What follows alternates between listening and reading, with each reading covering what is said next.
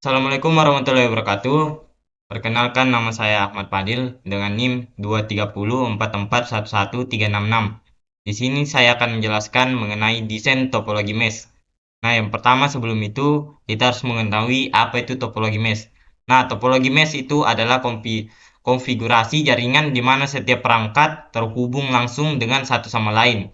Ini memberikan jalur alternatif yang memastikan komunikasi tetap berjalan meskipun ada gangguan atau kerusakan di salah satu jalur. Nah, kemudian kenapa saya memilih topologi mesh untuk desain ini? Karena kendala tinggi dan redundansi. Kemudian responnya lebih cepat dan retaransinya rendah. Kemudian memiliki skalabilitas yang baik. Nah, kemudian keamanannya lebih baik dan cocok untuk lingkungan yang ekstrim dan fleksibilitas desain jaringan. Nah, keunggulan topologi mesh yaitu redundansi dan keandalannya. Setiap perangkat memiliki beberapa jalur komunikasi jaringan mesh sangat tahan terhadap kegagalan. Kemudian literansi yang rendah dapat memilih jalur tercepat dan mengurangi waktu tempuh dan latensi. Kemudian skalabilitasnya itu tambahan dapat ditambahkan tanpa mengganggu jaringan yang ada.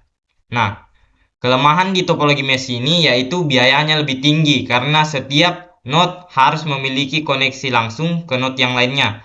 Biaya kabel dan perangkat keras bisa meningkat. Kemudian kemudian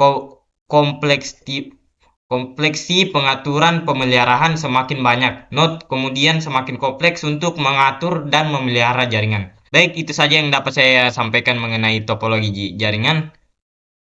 Nah, kesimpulannya itu topologi mesh memberikan solusi yang handal untuk jaringan yang memerlukan ketersediaan redundansi tinggi, meskipun dengan biaya kompleksitas yang lebih besar. Nah, kemudian jenis kabel yang digunakan pada topologi mesh yaitu kabel Twisted Pair UTP.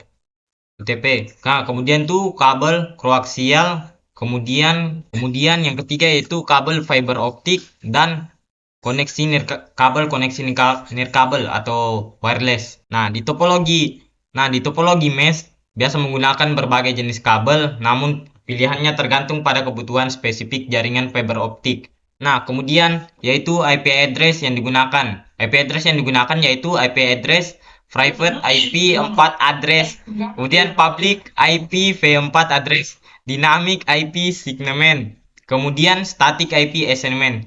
Nah, pada topologi mesh, penggunaan private IPv4 address atau IPv6 adalah paling umum tergantung pada ukuran jaringan untuk jaringan lokal atau terbatas pada private IPv4 dan DHCP biasa menjadi pilihan. Nah, sedangkan untuk jaringan besar atau menggunakan stabilitas lebih tinggi, IPv6 lebih disarankan. Nah, untuk kesimpulan dari topologi mesh ini adalah topologi mesh adalah pilihan jaringan yang menawarkan keandalan tinggi fleksibilitas melalui koneksi langsung antar node, memungkinkan jalur alternatif untuk mencegah kegagalan jaringan.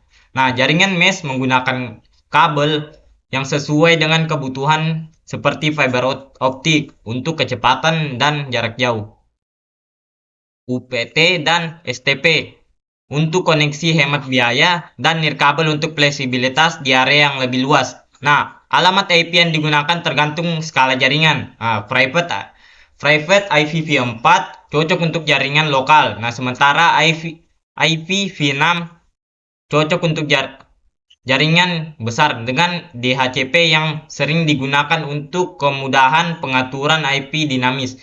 Meski